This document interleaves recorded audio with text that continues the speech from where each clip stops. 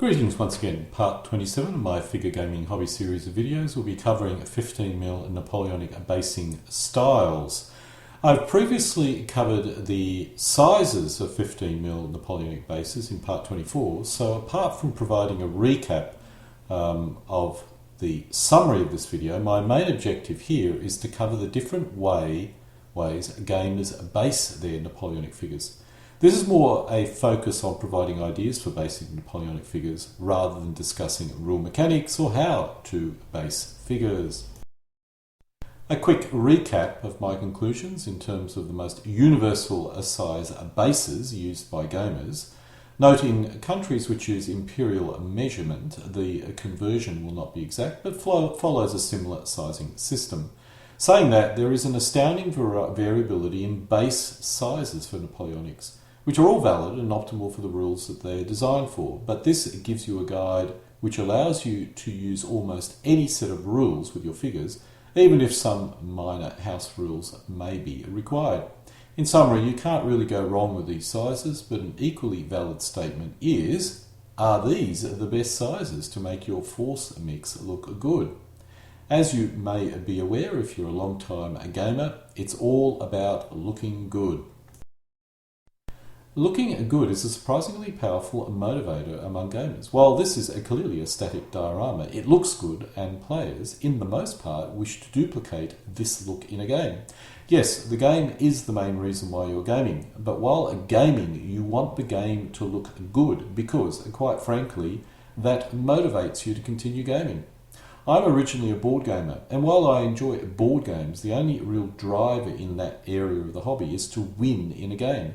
This takes a certain type of abstract mindset, which few people can achieve for any length of time. To expand the hobby, you need to attract people who are less interested in abstract thought processes and more in the wow effect. As I used to say in the selling game, you may be selling sausages, but what people buy is the sisal. This shows you some standard based line infantry on what appears to be 4 cm wide by 2 cm deep bases. The point which is noticeable is the base, both its thickness and the diorama on top of it. An often neglected part of Napoleonics is the basing. I think this is very nice, with a rocky base and with clumps of grass.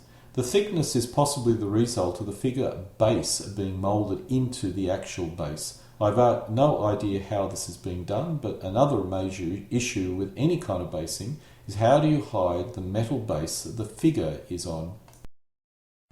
This is another example of reasonably standard bases. Again, possibly 4 cm wide and 3 cm deep for the cavalry and 4 cm deep for the commander. The basing is simpler, but once again the metal base is hidden, and this still looks rather good. These bases are very simple, single tone, no bushes or rocks. While totally functional and on the correct playing area would still look rather nice, especially when massed together, it does lack the sizzle of the previous images.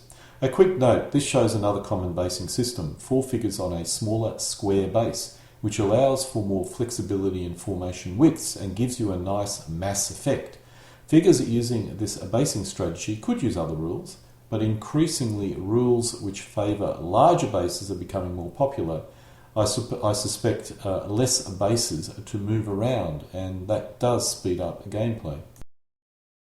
This shows a close-up of the base system in more detail. Each base is possibly a 2 cm square. This shows how the metal base is hidden in more detail. You'll notice a small part of the metal base is visible in the figure on the corner at the front. The player covers the metal base with diorama, which also covers the entire base. This is the most common way of hiding that damn metal base. Nonetheless, I will cover at the end of this video the idea of a square base and the merits that it does possess. This shows the other common basing system, which I'm guessing is 3 cm wide and 2 ranks deep. These bases are basically 3 cm squares. It could be 4 cm squares, but I doubt it. The bases look good, lots of diorama, and those damn metal bases are nicely hidden.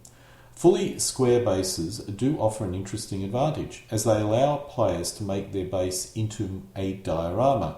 Older rules were all about placing as many tightly packed figures on the smallest possible base, but this minimises the ability of players to add any sizzle to their bases. This is another picture of the same battlefield. I do like these bases and figures. I expect the metal bases are hidden by the use of resin or something similar. Now we're moving to what appears to be a 4 centimetre square base with 4 ranks of infantry on them. It's also possible the bases are 3 centimetre deep with 2 ranks each, and there are 2 bases, one behind the other. But if it was a 4 centimetre base, this is a very nice mass effect base. The downside is you'll need to paint a lot of figures to populate your base. A typical set of rules requires each side to field about a maximum of 50 elements. So if 30 were line infantry, you would need to paint up to 640 line infantry figures. This is a lot of figures to paint. I suspect this would only be viable for rules which require a lot less bases, such as a DBN. Here is another example of what I think are 4 centimetre wide bases, but the bases are much deeper than the standard 2 centimetre, allowing for more diorama, as well as the figures being offset from each other to give you a more natural effect. This looks very nice, but the question is, will the rules accommodate this additional depth of base? Rules such as DBN have no issue, but for other rules I'm uncertain. I suspect rules where bases represent a full battalion or regiment will be able to adopt this increase of base depth easily, but rules where the base represents a company may have more difficulty. A battalion in column could be 4 elements deep, so this battalion size would be 4 centimetres wide and 12 centimetres deep. Actually, this is probably not an issue, but the rules mechanics may cause some issues with this kind of depth, or perhaps not, something that you need to analyse in more detail based on the rules that you're looking at. Here's another interesting example. First, the basing. This is clearly a resin base, which is common in the micro armour world, which hides the metal base nicely. While I'm not too keen about the glossy effect, ignoring that, this looks rather nice. However, the key factor is the base size, which is once again a square, possibly 4 centimetres by 4 centimetres. The cavalry are in 2 ranks, which is not very common, but which looks good nonetheless. This is an example of the additional flexibility a gamer has when they're dealing with a square base that contains far more real estate than they would otherwise require to put the minimal number of figures on them. Now I'm going to flip to the micro armour world to give you an example, and this is actually what I'm most familiar with, which is the reason why I'm interested in this topic. While the 6mm micro armour world also possesses a wide range of different base sizes, the standard today is very much a 3 centimetre square, or if a figure is longer than 3 centimetre, the depth is increased to accommodate the figure. Like Napoleonics, the micro armour world started out by wanting the most figure on the least base. The base was all about moving the figure and was a very low priority. As the hobby has developed, the base size has become a square, with a lot more base real estate required or available to accommodate the figure and also diorama. I suspect this has occurred because the hobby has moved to World War II from Cold War. In Cold War it was all about the vehicles, so you could actually field the vehicles without a base. But in the World War II world, you have a lot of towed artillery and infantry, and these require larger bases, and you start basing them in a diorama effect rather than just basically having the figure sitting there doing nothing more than existing. When this change in the micro armour world occurred, it did affect the rules, but not really a great deal. Corps Commander used a base width of 2 centimetres for elements of 6 strength points or less, and 3 centimetres for elements which had strength points of 7 to 9. When players adopted the more common width of 3 centimetres for all their elements, this caused some minor issues, which were accommodated by allowing elements in the rear to be considered in the front line to achieve the optimal density of 3 strength points per centimetre. Can the same be achieved with Napoleonics? And is this a good direction to move along? Is there any benefits, let's say?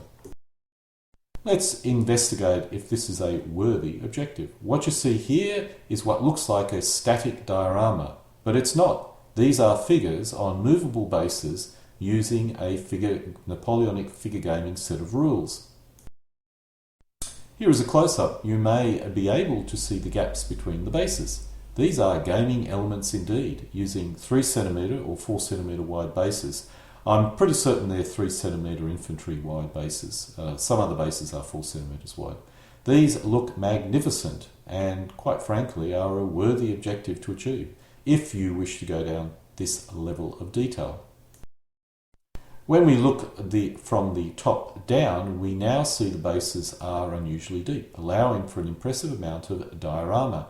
The bases are 4 centimetres deep, as well as being made of metal, so they can remain very thin and not visible when looked at from the side.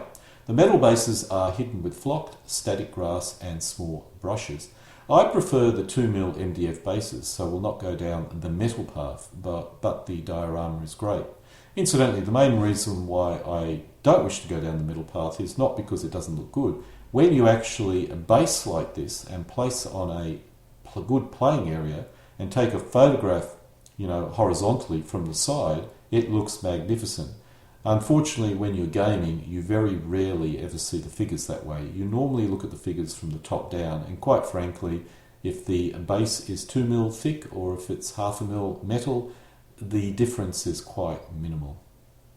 But nonetheless, if you like metal and you are intending to create a battlefield where you can take photographs from the side, then it is a worthy objective.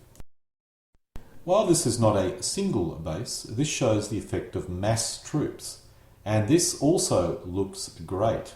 My gaming comrade made a comment once to me. There are two paths a gamer can go. The diorama path, which requires great figures, good painting skills, and a major focus on the diorama on the base, and the mass effect, which requires a lot of figures packed together and with enough effort to make the bases look good, but in order to hide the metal bases of the figures, but allowing no real room to do anything sexy in terms of the bases. Now I'm going to go off on a bit of a tangent here. This shows a base with 6mm figures on it. I expect it's 6 centimetres wide by 4 centimetres deep and is designed for a big base set of rules, such as Boucher. In the 6mm world, the techniques of micro armour are more common. Or maybe micro armour took it from the 6mm Napoleonic world, I'm not quite sure. And there is a much greater focus on the base diorama. I suppose this is really expected as the figures are smaller and offer less detail, so you need to make the base look good to give you that sizzle effect when looking at your figures. This is a more extreme example. In this case, I'm guessing a 6 centimetre square base. What we have here is an impressive work of diorama as well as being a useful base for a set of rules.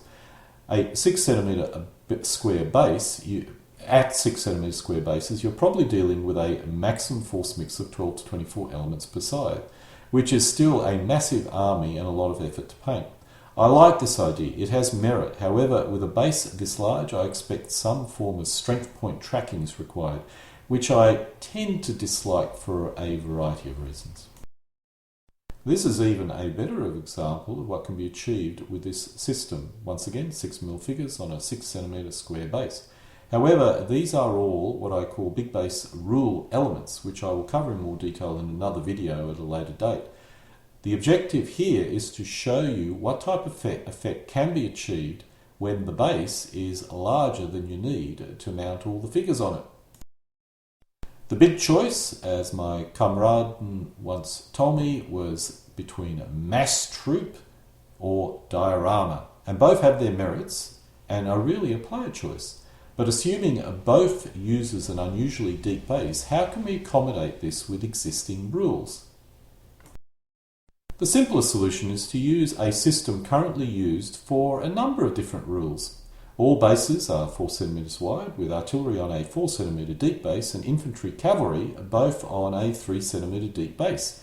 DBN and a number of other rules follow this system, and this may be the safest and easiest strategy if players want to go down the 2-rank path or the high level of diorama on your infantry path. Infantry can be placed 2 deep or 1 deep with diorama. Player choice. Artillery and cavalry basically remains as they currently are.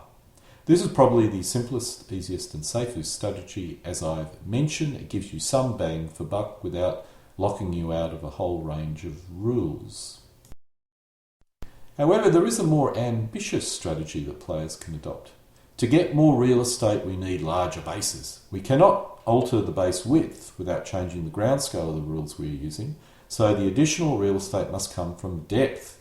If the width is 4 centimetres, the depth of 4 centimetres is probably what you would aim for. It's the same ratio that the micro armour world uses, except micro armour uses 3 centimetre squares.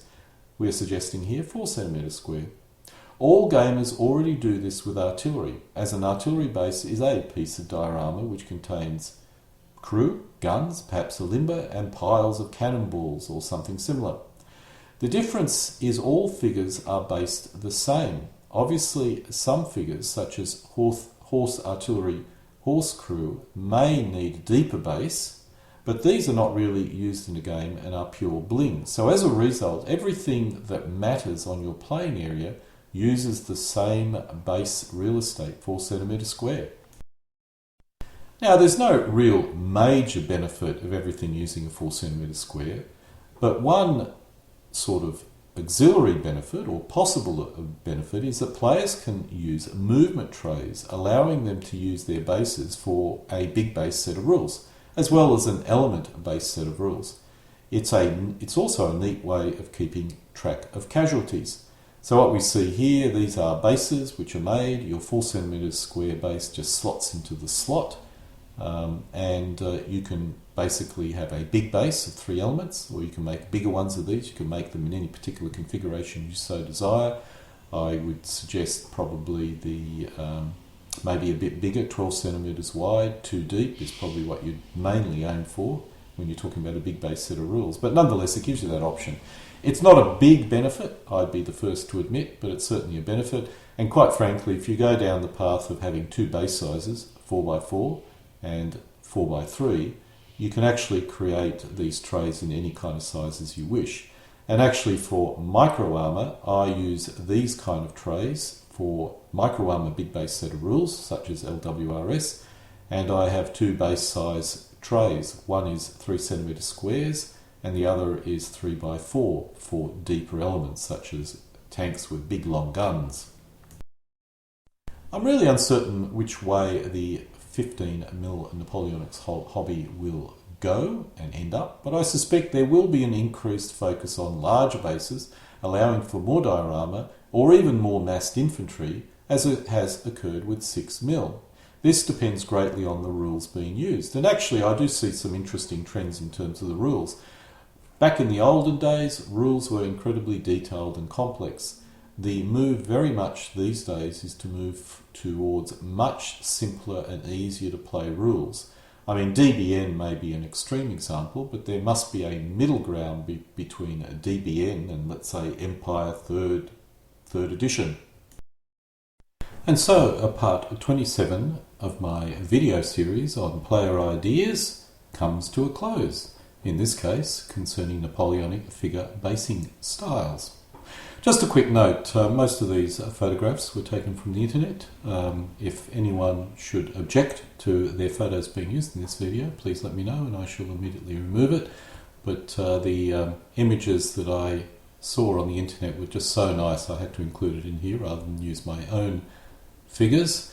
The one site which I consider to have possibly the best figures is the one that you see here, which is a blog, holland1787.blogspot.com, 2021-05 blog post HTML.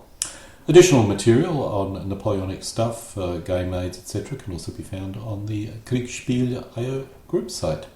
Denken Sie daran, immer für Heimatling zu kämpfen.